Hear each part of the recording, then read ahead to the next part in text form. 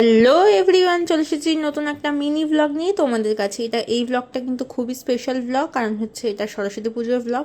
সকাল সকাল ঘুম থেকে উঠে গিয়েছিলাম। সরস্বতী পুজো মানে হলুদ মাখবো না তা তো কখনো হয় না।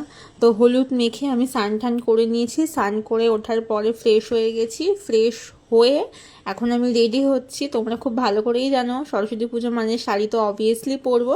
আমি কিন্তু এই ব্লু কালারের শাড়িটা পরেছি। তো আমাকে কেমন লাগছে প্লিজ কমেন্ট করে জানিও। তো আমি সেজেগুজে এদিকে যথারীতি অফিস চলে এসেছি। অফিসে কিন্তু আজকে আমার একটু লেটই হয়েছে।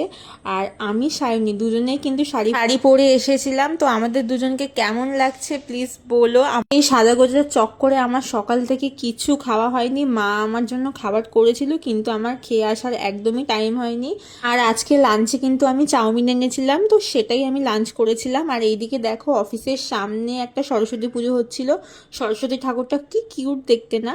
আর আজকে একটু তাড়াতাড়ি ছুটি হয়ে গেছিলো, মানে 5:30 নাগাদ। তারপরে আমি একটু এসেছিলাম, মানে ডায়মন্ড প্লাজা এসেছিলাম ঘুরতে। এবারের মতন কিন্তু এবারেও ডায়মন্ড প্লাজাটা খুব সুন্দর করে সাজিয়েছে। আর আমার বাড়ির খুবই কাছে এই মলটা।